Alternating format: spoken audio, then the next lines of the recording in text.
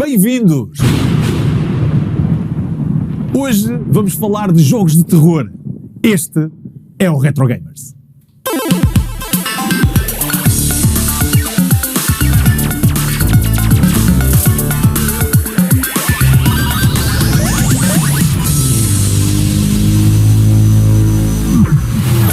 Olá, hoje no Retro Gamers vamos falar de jogos assustadores. Tal como nos filmes de terror que existem desde quase o início do cinema, nos jogos a história não muda muito. Desde os anos 70 que temos vários títulos de terror disponíveis e hoje vamos falar desse tema. Em estúdio vamos ter dois dos comentadores residentes do programa, a Núria e o Daniel, que vêm falar sobre alguns dos títulos mais importantes da história dos jogos de terror. Temos ainda Ricardo Sesteiro, da Camel 101, responsável por alguns dos títulos de horror feitos cá em Portugal. Vamos ter aqui, com toda a certeza, um behind the scenes do que é fazer jogos deste género. Para já, vamos ficar a conhecer alguns dos primórdios. O objetivo de um jogo de terror é simples: assustar-te, ou pelo menos transmitir o receio de alguma coisa. Retrocedemos até aos anos 70 e relembramos o jogo da Sega Killer Shark. O objetivo era matar o tubarão assassino que vinha na tua direção. E essa foi uma arcade com algum sucesso na altura e que aparece brevemente no filme de terror Tubarão, de Steven Spielberg. Nos anos 80, a Atari lança Haunted House. Além da capa brutal para a altura, também é considerado por muitos o primeiro survival horror, que é o subgénero mais famoso dentro dos jogos de terror até aos dias de hoje. Haunted House é um dos grandes clássicos da Atari 2600 e grande parte da história é contada no manual do jogo. Introduziu mecânicas incríveis, como por exemplo utilizar fósforos para ver nas salas escuras, um pormenor que ainda é usado hoje em dia em jogos como o Amnesia ou o Outlast. Este é um dos jogos mais importantes do género. Só a título de curiosidade, não esquecer o 3D Monster Maze para o Spectrum, que no fundo é a inspiração clara do screensaver do Windows 95. Programado por Malcolm Evans para o Sinclair ZX81, este jogo é bastante importante porque abriu portas à criação de jogos de terror em 3D. O jogo passa-se num labirinto que era criado aleatoriamente, usado hoje em roguelites.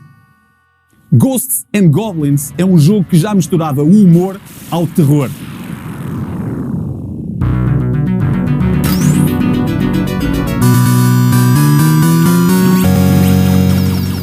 Ghosts and Goblins foi importante por influenciar muitos títulos, mas acima de tudo famoso pela sua dificuldade. O jogo saiu para múltiplas plataformas e fez sucesso nas arcades. Na versão de NES, sofrias para chegar ao fim e a recompensa não era boa. O fim tinha apenas um texto mal escrito em inglês que dizia "Congratulations, this story is happy end. Thank you." Ghosts and Goblins tinha muitas referências religiosas que foram editadas para o lançamento ocidental. O jogo acabou por ter várias versões e dar origem a alguns spin-offs, como por exemplo o Gargoyle's Quest ou o Demon's Crest. Ghosts and Goblins ainda está vivo e em 2021 vamos ter um lançamento do jogo para a Nintendo Switch. Rick, uma cópia de Jason de Sexta-feira 13, é a estrela de Splatterhouse, o jogo lançado em 88 pela Namco para os arcades, que consiste num side-scroller com um grau de violência pouco visto na altura. Quando foi lançada a versão para a TurboGrafx, havia uma publicidade em BD que mostrava bem do que é que o jogo se tratava. Alone in the Dark é uma série de jogos de terror criada em 92 pela Infogrames. Originalmente nos computadores com o MS-DOS, o jogo fez muito sucesso e ao longo dos anos ganhou diversas versões. H.P. Lovecraft é o escritor que inspirou o criador do jogo.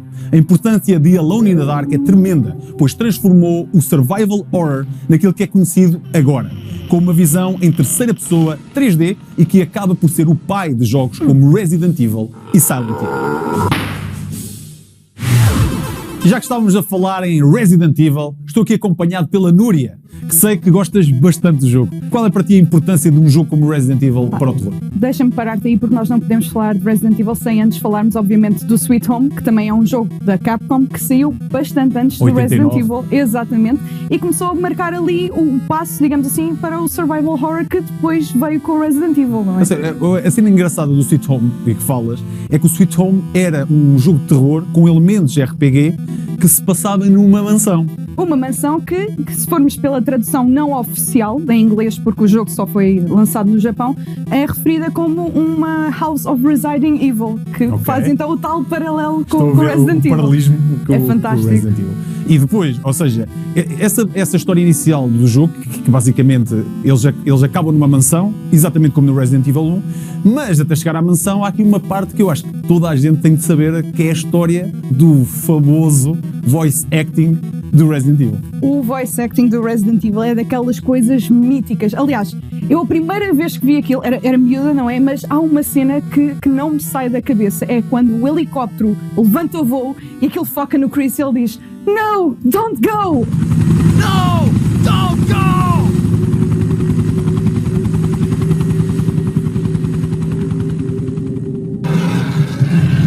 E essa parte da parte toda, antes de eles entrarem na mansão, fica bem icónica porque aparecem os cães, que basicamente são quem te persegue até entrar na mansão, e esses cães são responsáveis por um dos maiores jumpscares de sempre da indústria de videojogos. E curiosamente, o facto desses cães aparecerem tantas vezes no jogo fez com que houvesse ali uma espécie de mística à volta dos Doberman, que muitas vezes apareceram em outros jogos de outras franquias, como o inimigo. Isto para uma pessoa que tinha um Doberman na altura não é muito bom. Exatamente. Pá, essa cena de nós passar as janelas partem e os cães vêm atrás. Isso foi um jumpscare que mesmo hoje, se tu fores a jogar, sabes que isso vai acontecer, é instintivo fazeres. Não, tu já sabes, e mesmo assim. Exato, quando eles fizeram o remake do primeiro, nós a passar naquele momento, naquele corredor a primeira vez, nós já sabemos, eles vão aparecer. Tu vês as janelas e sabes, eles vão aparecer, passas, eles aparecem e há sempre aquele salto. Mesmo que não seja físico, há ali qualquer coisa que te bates e tu, bolas. Há uma história contada no Resident Evil antes do primeiro, o jogo saiu depois, mas é a história antes, que é o Resident Evil 0. Sim. E eles mesmo no Resident Evil 0 há uma parte em que aparecem os cães exatamente da mesma maneira, tu já estás a olhar para as janelas, eles vão aparecer, passas as janelas, eles não aparecem, quando já estás de costas, aí é que eles aparecem outra vez. Pá, o Resident Evil tem uma franquia gigante e provavelmente os jogos mais importantes sempre de terror. Pá, o Resident Evil 2... tal como o primeiro, tinha dois personagens. No Resident Evil 2 temos o Leon. O Leon, que pronto, como já disse num episódio anterior, o Leon é a minha personagem preferida do Resident Evil. Tem toda uma personalidade diferente, pelo menos a meu ver, de todos os outros personagens. E parece também com a Claire, que ao seu lado, também tem uma personalidade forte, mas não tão forte como ela o Leon. É a irmã do Chris Redfield, exatamente, que é o protagonista do primeiro Resident Evil. Exato. Que depois faz aquele comeback maravilhoso no Resident Evil 5 em que anda aos mucos às pedras, mas pronto, isso já é uma coisa... Exato, o Chris Redfield. Os músculos maiores que os braços. Sim, não vamos falar sobre isso. A partir do 4 vamos exatamente, esquecer mas um já que estás a falar nisso, acho que é bem importante pegar, é que o Resident Evil 4 muda em dois sentidos. Ou seja, tira um pouco o survival horror, passa mais para um jogo de ação, sendo que depois passou mesmo de cabeça todos os Resident Evil, o 5 e o 6 principalmente são jogos de ação, mas o Resident Evil 4 traz um ângulo de câmara muito usado a partir daí com a maior parte dos jogos. Exato, é a seguir, e depois mesmo o sistema, uma coisa que falhou no Resident Evil 4 a meu ver é o sistema de inventário.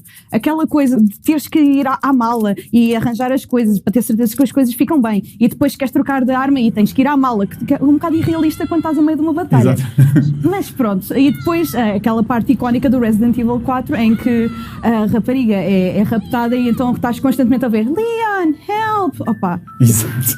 Epá, outro jogo acho que super importante, e já que falaste no Sweet Home para 8 bits, temos um para 16 bits, que é o Clock Tower. Não podia deixar de ser também. Que é super icónico, super importante, por trazer o survival horror basicamente para a Super Nintendo, que era uma consola family friendly, não muito... E de repente, pum, Clock Tower. Exatamente, em 95. 95 já? Exato. Epa, bolas, ok.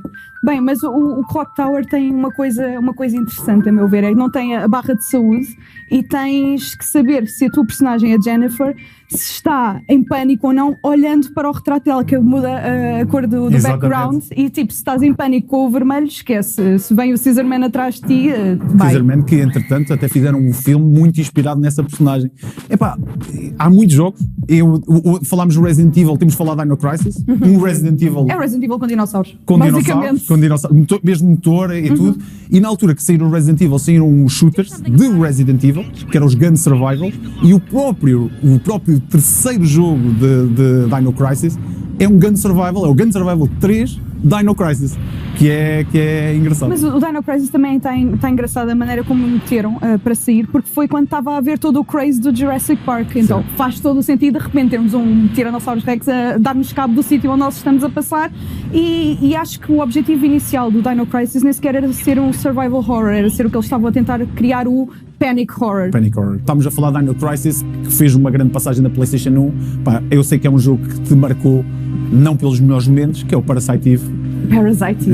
O Parasite Eve foi a minha primeira experiência em terror a solo, ou seja, eu tinha o CD em casa e, como eu já disse em episódios anteriores de terror, era eu e a minha mãe, mas por algum motivo eu resolvi pegar naquilo sozinha, ou seja, a parte da ópera incendiar não me chateou, a parte de ir pelo backstage sozinha não me chateou. O que me chateou foi quando chega a cutscene em que há uma ratazana, e que de repente há ali uma mutação horrível.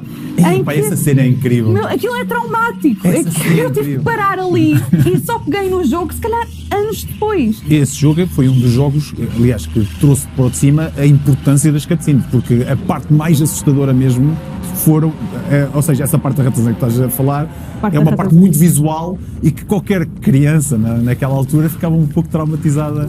Quando eu por acaso vou ver vídeos, porque eu acho a lore daquilo incrível, e aparece a cena da ratazana, é uma coisa de género, não, por favor, para, tipo, trauma. Horrível.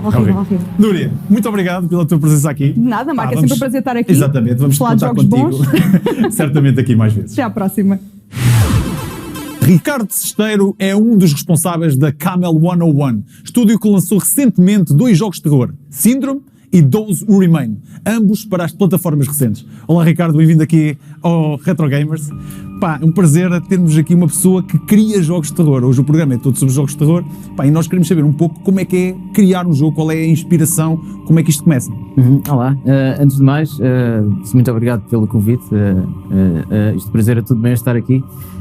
Jogos de terror, ora, podia ficar aqui a falar muito tempo sobre isso, mas onde é que vamos buscar inspiração? Eu pessoalmente sou um fã de terror, eu gosto de jogos, de filmes, de experiências de terror, portanto, o que quer que seja que assim, provoque ali os sustos ou o que é que seja, eu ando lá.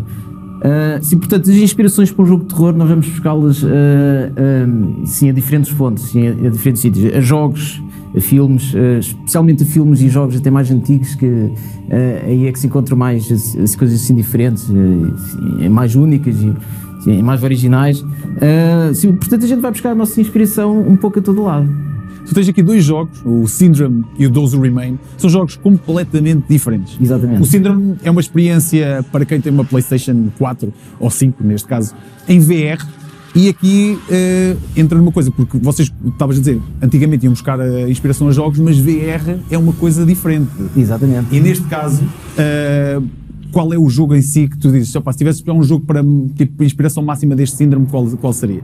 A inspiração máxima do Syndrome seria possivelmente o System Shock 2, que foi um jogo que eu acho que, sim, que marcou uma geração e que marcou um género, e que muitos outros jogos começaram depois a querer emular um pouco aquela experiência. Portanto, sem qualquer dúvida, foi o System Shock, a nível do ambiente, da história, da mensagem que estávamos ali a querer passar, foi sem dúvida esse jogo. As inspirações para um jogo de terror nós vamos buscá-las a jogos, a filmes, especialmente a filmes e jogos até mais antigos.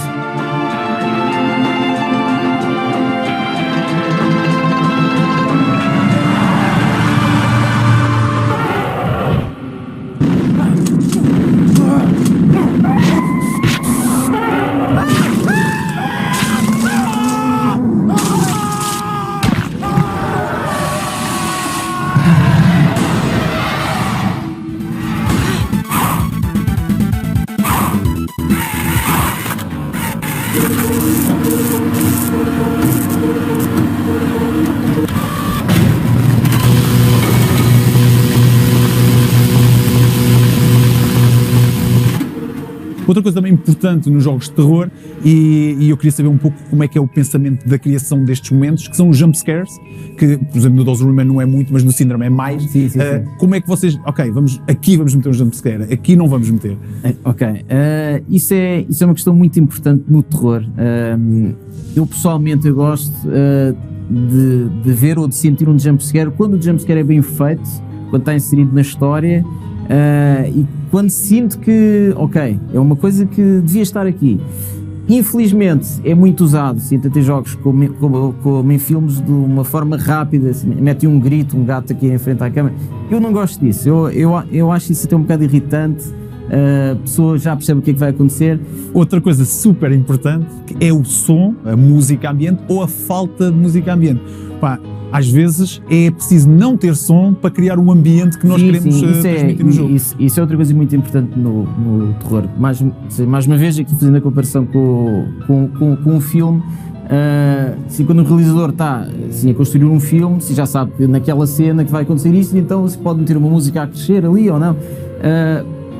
Para nós é difícil perceber onde é que o jogador vai estar, o que é que vai estar a fazer, né? Porque se pode ir para a esquerda, pode ir para a direita, e então achamos que a música aqui assim, quebra um pouco a concentração, aquela imersão do jogador. Então preferimos que não haja música. Exatamente, preferimos que não haja música, só há sons, há muita coisa a acontecer, há pássaros, há vento, há assim, coisas a ranger. De forma que o jogador nunca está à espera, ok, não há ali um crescendo de música, assim, não há nada. Só uma coisa para revelares lá para casa, estão a trabalhar alguma coisa nova? Estamos. Portanto, nós lançámos agora o Doses Remain em maio, pronto. A seguir ao lançamento ainda costumamos ali ficar um mês ou dois a fazer updates e corrigir uns bugs e não sei o quê, e depois começámos logo já aqui a fazer o nosso jogo novo. Ainda continuamos aqui no género do terror. Portanto, nós aqui andávamos a explorar o medo do escuro. Agora no próximo jogo queremos explorar outro tipo de medos, mas vai ser uma experiência ainda mais imersiva. Vamos incluir já aqui armas e combate. O jogador vai poder andar a explorar quase estilo assim, open world. Portanto, não é uma experiência tão linear. E pronto, contamos para aí daqui a 2 anos ou isso se lançar, mas mais em breve já se vai saber alguma coisa. Já vamos anunciar e começar a lançar trailers e coisas. Muito obrigado e cá estaremos para experimentar esses jogos também. Obrigado pela tua presença aqui. Obrigado, eu. E agora vamos dar uma vista de olhos em alguns clássicos de terror.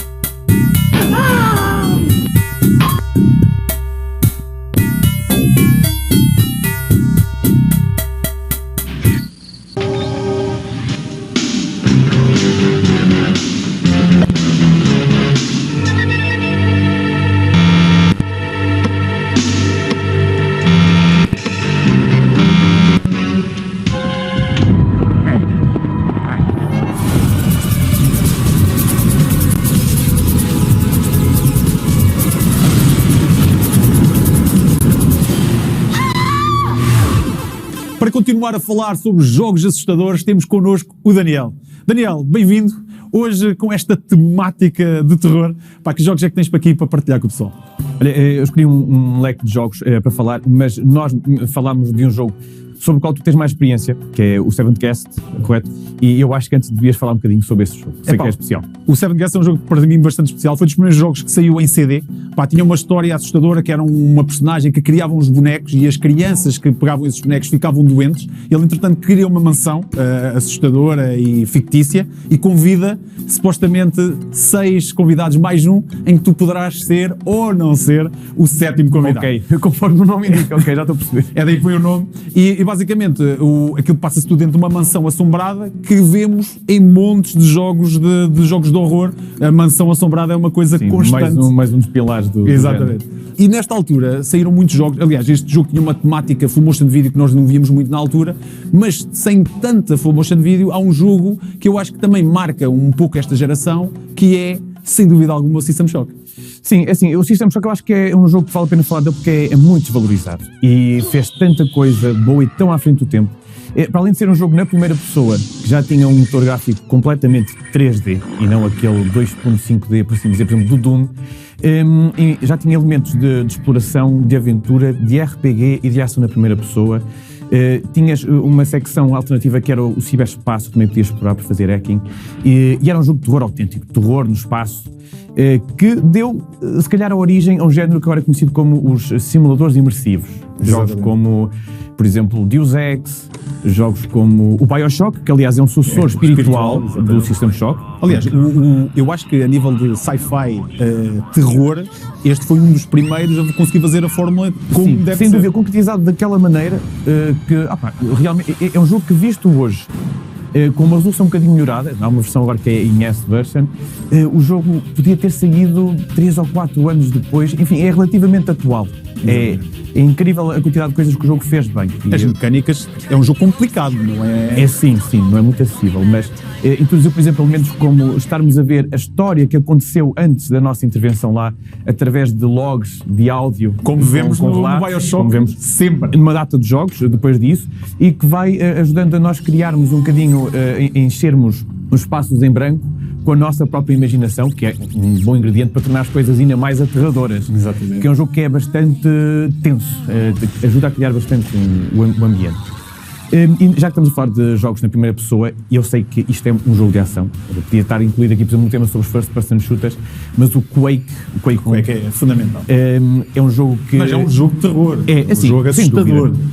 O ambiente é terror, é gótico, é Lovecraftiano, que é um termo que hoje surge muito, mas na altura concretizado por aquela maneira tão visual, tão visceral, com os monstros, com a banda sonora produzida pelo Trent Reznor da banda Nine Inch Nails, numa altura em que ele estava no auge, e ele ainda foi para aí a primeira vez que ele chegou fez a ganhar Oscars com músicas. Sim, hoje em dia ele ganha Oscars, e na altura foi das primeiras experiências que ele fez a fazer música ambiente para outro E projeto. outra coisa também que o Quake faz muito bem, e que para mim é um pouco diferente de quase todos os jogos de terror, é a velocidade do jogo, porque o jogo é muito rápido, no entanto é um jogo de terror, e na altura nós estávamos habituados. Terror tem de ser aquela coisa lenta, devagar. Sim. O Quake faz isso muito bem. E não só, consegue ser assustador, apesar de ser frenético na sua jogabilidade.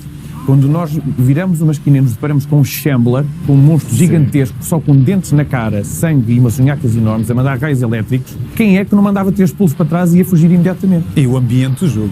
Sim, e o ambiente do jogo é fenomenal, e é engraçado porque esse jogo era para ser um RPG. Era um projeto que era muito mais ambicioso do que é, e se o Quake hoje em dia é um estandarte tão grande nos videojogos, sendo simplesmente, entre aspas, um jogo de ação na primeira pessoa, imagina se eles tivessem concretizado a ambição original. Se calhar, mas se calhar não estamos aqui a falar dele, porque Exatamente. não seria tão icónico. Aí tinha de entrar no outro, frente a frente com outro tipo de jogo. Mas é que o jogo foi tão icónico conforme é, que durante muito tempo não se chamava os first person shooters, eram os Quake clones, conforme antes eram os Doom clones. Aliás, a empresa que criou continua... Sim, a id Software nunca deixou de dar cartas. Eu tenho muita pena que o franchise do Quake, naquele ambiente, naqueles moldes em específico, tenham desaparecido. Depois o Quake 2, o Quake 3 já são sucessores espirituais e não vão buscar aquela coisa do terror gótico. Eu vou-te buscar aqui, estavas há bocado a falar do ambiente, e para mim este jogo a nível de ambiente será dos jogos com o melhor ambiente a nível de terror, que é o Silent Hill. Que não podemos fugir dele. Claro que não, aliás esse é seminal. Eu sei que nós falámos neste programa no Resident Evil, que saiu mais ou menos na mesma altura, um bocadinho antes. O Silent Hill é um survival horror completamente diferente. Primeiro porque é um survival horror que não é tão virado para a ação, é um bocadinho mais sobre a atmosfera, é sobre, lá está, ocultar as coisas. Isso vai desde o próprio motor gráfico, que devido às limitações do hardware da PlayStation, todo aquele ambiente do nevoeiro, da escuridão, de eliminarmos as coisas, de termos um áudio sempre a fazer-nos estar em bicos de pés, como costuma dizer, porque não estamos a ver a situação bem do rádio, do rádio a fazer interferência, de haver sítios em que nós podemos apagar a lanterna e estamos quase às escuras, mas conseguimos mais facilmente evitar alguns monstros. Mas acima de tudo, pela maneira como o jogo estabelece um terror psicológico. Acima de tudo, o terror psicológico do Silent Hill, aliás, que acompanha a franquia toda, sim. Principalmente do 2, que é uma cena inacreditável. Ainda bem que falas no 2, porque assim, podíamos falar muitas coisas sobre um, mas um sobretudo introduziu o Silent Hill, mas o 2 para mim continua a ser o auge, porque para já temos vários personagens centrais ali. Temos uma reviravolta tremenda em que, vamos falar de spoilers, o nosso herói, o nosso protagonista, se calhar não é um herói. Assim tão herói. E chegamos à conclusão que no final do jogo, o jogo é sobre pessoas a lidarem com os próprios traumas, sobre os erros que cometeram e as várias maneiras que temos de lidar com eles, de os ultrapassar ou não. E no Silent Hill 2, acho que o personagem central é mesmo Silent Hill. Exato. Que para cada um dos personagens se manifesta de forma física em relação aos traumas que essas pessoas estão a enfrentar. Mas mesmo assim, mesmo com um terror visual, temos, por exemplo, o Pyramid Head, tipo, o maior inimigo do jogo e um dos maiores ícones de terror. A Pyramid Head, a maneira como ele é introduzido no segundo, é que o segundo tem muitas coisas de teor sexual, fala muito sobre abusos, sobre violações, coisas do género. E há várias cenas em que o Pyramid Head aparece com umas criaturas deformadas que são sobretudo assim umas pernas femininas. Exatamente. A contorcerem-se. E tens também da parte das enfermeiras. As enfermeiras. E tudo isso tem um contexto. É aquele tipo de jogo que, se nós avaliarmos pelo que estamos a ver, parece muito mais simples do que é, mas se nós tentarmos analisar e encaixar em termos contextuais aquilo que está a acontecer lá, o jogo é extremamente profundo e acho que toda a gente consegue identificar-se um bocadinho com ele. Daniel, muito obrigado, mais uma presença aqui incrível. Ora é essa. E é desta forma que chegamos ao fim de mais um Retro Gamers. Espero que não tenham pesadelos hoje à noite com tanto jogo assustador. Continuem a seguir o Retro Gamers, usem as nossas redes sociais ou os nossos contactos, pois queremos saber a vossa opinião e ter as vossas sugestões. E divirtam-se. Ajudem.